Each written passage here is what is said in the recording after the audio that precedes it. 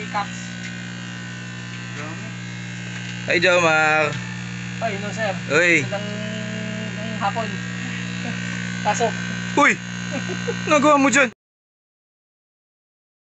It was at this moment that he knew. He fucked up. Dito ka. Saan na magpa-vlog ako dito eh? May nakakita tuloy ng pambuburawas ko dito. Uy! Uwi ka na. Teka lang. Teka lang. So ngayon guys, napakaswerte. Nakita natin dito si Otits nang hindi sinasadya. Otits in the house. Natunugan mo ako, no? Natunugan mo ako, no? Malamang. Hindi, pero nagkataon lang talaga. Bibingwit na eh. Bibingwit na. Bibingwit na. Bibingwit na. Sayang. Na-videohan pa. Okay lang yan.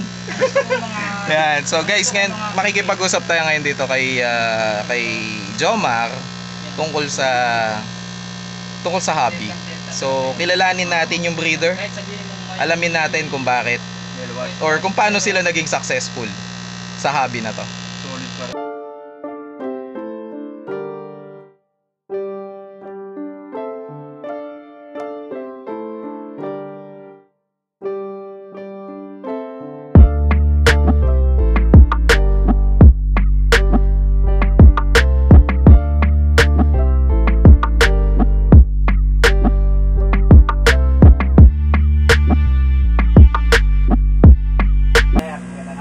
Magandang hapon. Unang-una maraming salamat at pinaunlakan mo kami na bumisita. Ngayon, ay salamat. Ngayon kasi nagtataka ako eh. Sa totoo lang maraming issue ngayon na nagkukwit sa hobby natin na ornamental fish keeping and breeding. Ngayon, may tanong kasi, ang hobby ba negosyo? Sa akin. O paano mo iti-treat yung hobby? Diba? Ngayon, simulan natin sa umpisa, Sir Jomar. Kailan ka ba nagsimulang mag-isda? Nag-start ako mag-isda 2018. September 28, 2018. Uy! Matagal-tagal na rin Almost magti 3 years na. Magti 3 years ka na, no? Oo. Wow, galing Tapos, ganito ka-successful yung isdaan nyo, no? Dalawa kayo ng utol mo? Oo, si Orlando. Si Orlando. Ngayon, Sir Jomar, ano nagtulak sa'yo na mag-isda? Ang nagtulak sa akin, nagpag-alaga ng gapi, ng kapatid ko.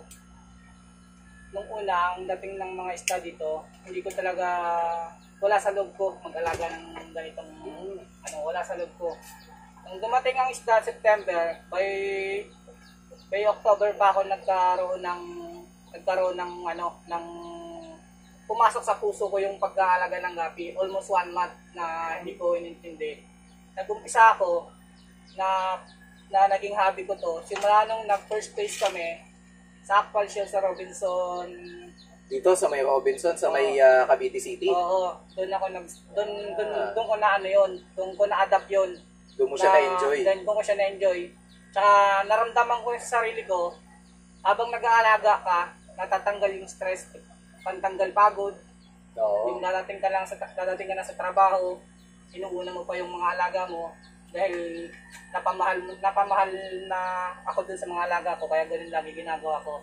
So, minsan, may mistake din na hindi maiwasan na namamatay din ng isda. Nung una, dinadamdam ko. Pero sabi ng veterans na naging tropa ko, na wag daw masyadong dibdibin ng bagay. Diyan tayo sa part na yan. So, nung unang dumating sa'yo yung pag-iista, nung una mo siyang nagustuhan, ano talaga siya sa'yo? Naging, ano ba sa'yo talaga siya? Naging talagang libangan ba talaga sa'yo? Libangan ko siya, lalo na kapag ako lang mag-isa dito, pupunta lang ako dito sa isdaan, o minsan, pag gigising ko sa umaga, timpla ng kape, habang nagkakape, nagpapakain ng isda. Tapos sinisipat ko bawat isa sa kanila kung saan ako nagkakamali, kung minsan pagising ko may sakit. Minsan inisip ko rin yung ginagawa ko, kinabukasan bakit nagkakasakit. Yung part na yan, Sir Jomar, yung part na yan, talagang ano ba talaga ang ibig sabihin sa ng libangan? Yung libangan, anong ibig mo sabihin ng libangan sa itong pag-aalaga ng isda? Talaga bang naging ano siya sa na masaya ka pagka nakikita mo yung isda mo, yung alaga mo? Tapos Masaya ako pag nakikita ko yung alaga ko, lalo na pag may improvement sa lahat ng pagod ko. diba? Masaya ako. Masaya, masarap sa pakiramdam. Masarap sa pakiramdam. Oo. Lalo na, tapos madagdag ka pa pag sumasali ka sa mga online show, actual Sa show, mga madadagdag online ka pa. show. Kahit hindi ka naka-award, makakuha ng award, makita lang yung alaga mo na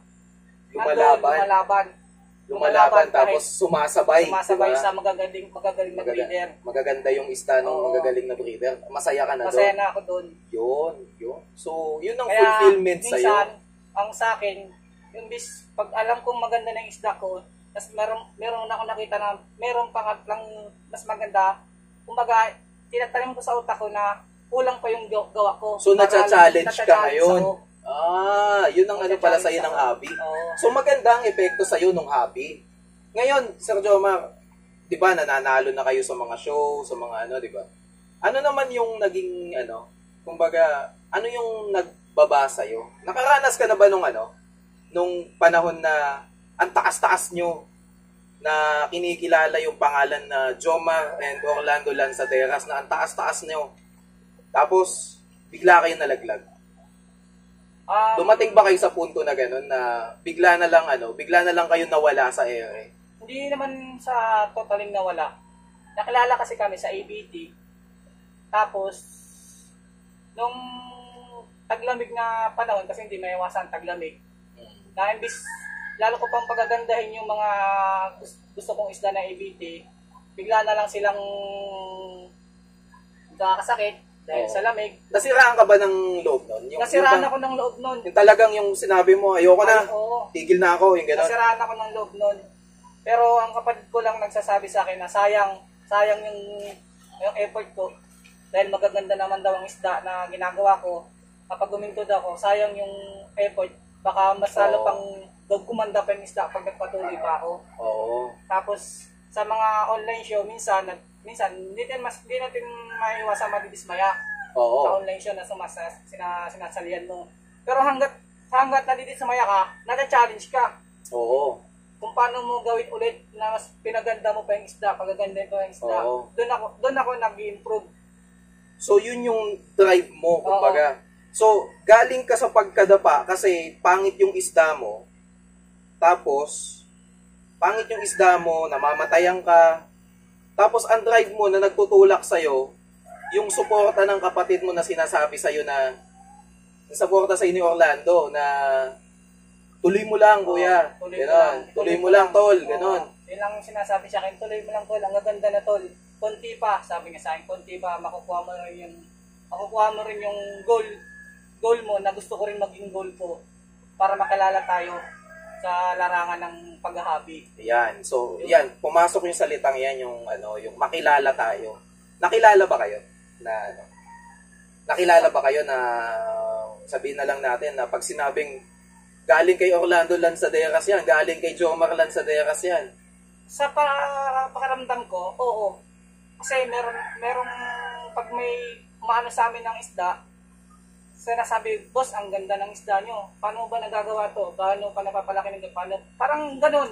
Ang sabi ng balik So, sa akin. magaganda yung feedback? Oo, magaganda. Magaganda ang feedback. Mm-hmm. Pero kung sakali naman merong bad feedback, si Utol lang sasagot nun. Tapos, pinapalitan pa namin ng higit pa.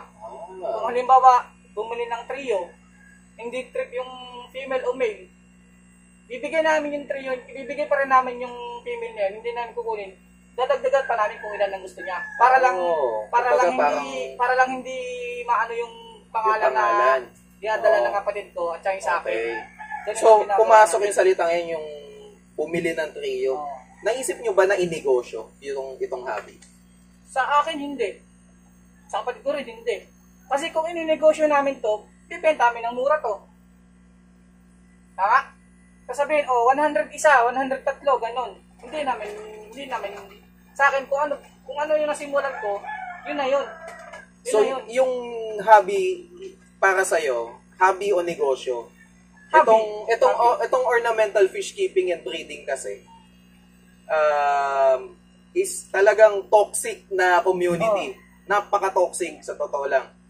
Marami dyan magsasabi na magaling, marami magsasabi na marunong sila nito.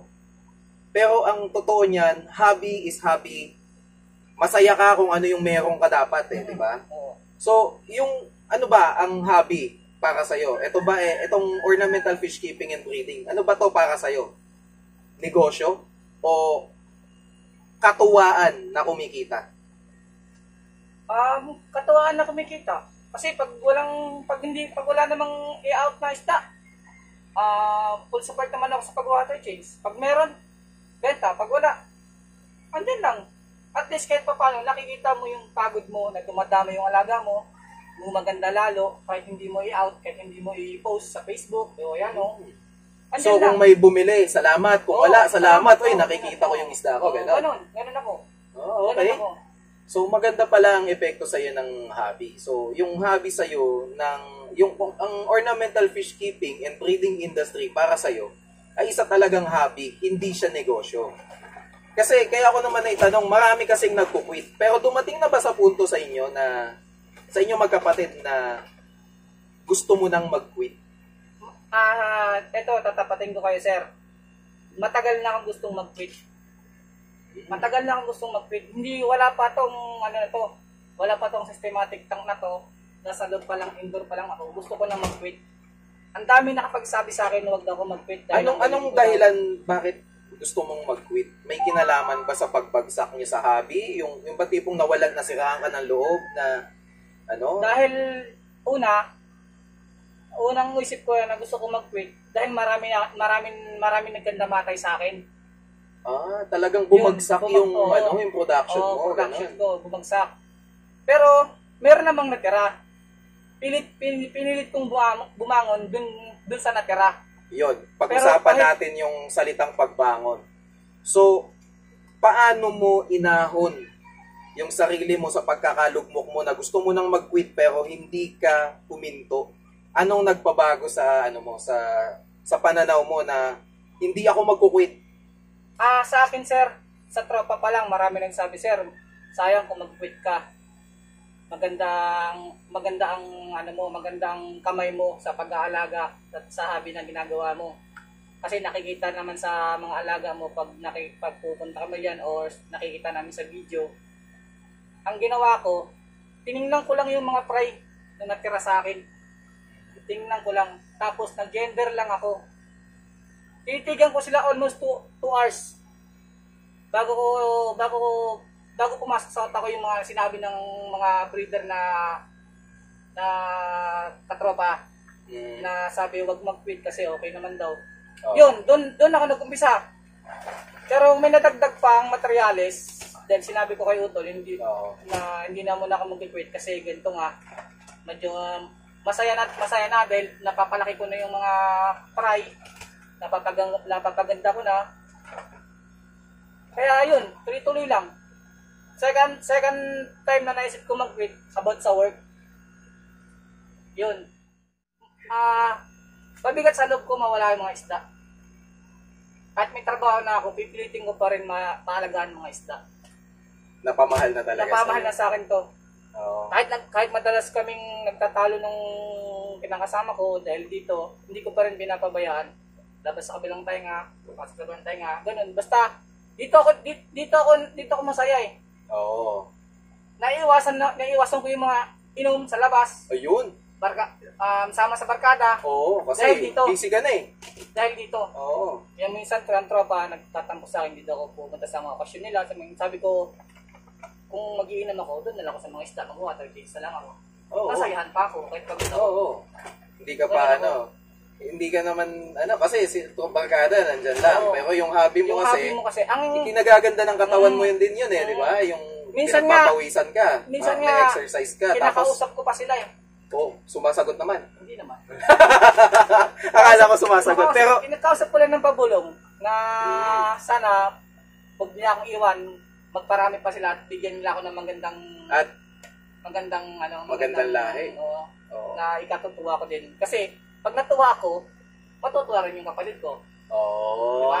talagang ano kayo, hand in hand, Oo. talagang ano, utol. Oo. Utol kumbaga, tulungan Pero talaga, no? minsan, may pagkakataon naman na pag kailangan ko ng ano ba, feeds o BBS, minsan nadidelay. Kaya pag may nakita akong isda na puro feeds lang ang pinapakain ko, tapos para hindi sila sa feeds, pinapakain ko na sa flower heart. Kasi pag feeds, So pagdating yung sakaling talagang oo. stricto ka din, Oo. no? Sakaling. Oh, Pero- tama. Para para hindi naman nakakaya sa mga bibisita pa, nakagaya nyo. Di ba? Kasi- Pero, ang ano ko naman dito masaya ka sa ginagawa mo. So, ang conclusion natin dito, guys, hobby o negosyo, para sa akin, ang ornamental fish keeping and breeding, guys, isa siyang libangan na kumikita. Hindi siya yung kilala ka na, sikat ka na, champion ka, champion. Guys, champion. Nadapa, naubusan ng nawalan ng puso sa ginagawa. Pero ganun talaga. Panapanahon. Pero ang maganda dito, guys, is yung kanyang pagbangon na hindi niya pinabayaan yung kanyang yung hobby. Kumbaga hindi siya nagpasira na quit na ako. Ayoko na kasi wala na Wala ka ng isda. Wala na. Tapos, ang papangit na naiwan sa'yo.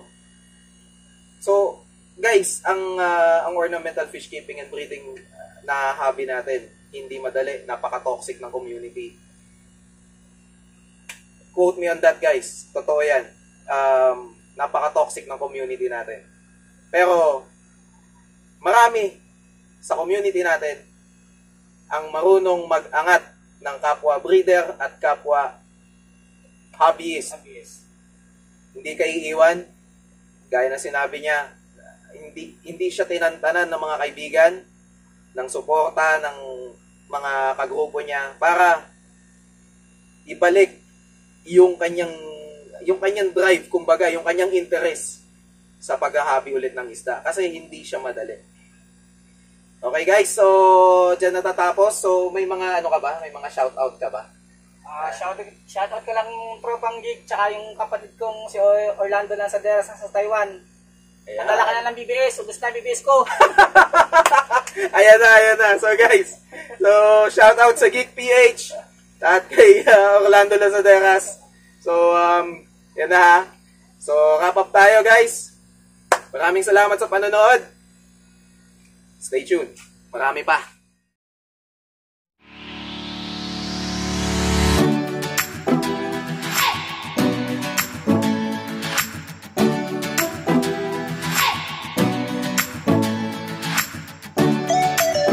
So ngayon guys, eto tayo ngayon. So, Otits, Ay, kamusta? yun, okay naman. Subscribe kayo sa channel ni KD Aquatics and Hobby. Ayun, maraming salamat sa plugging.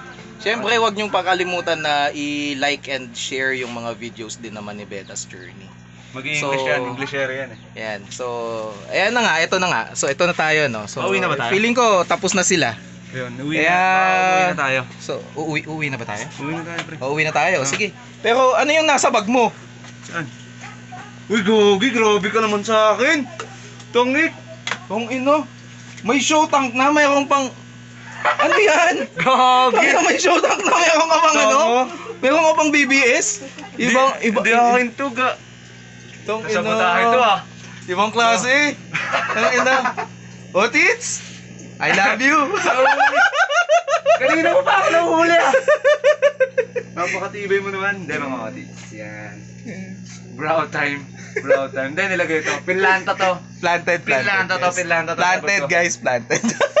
It's a prank.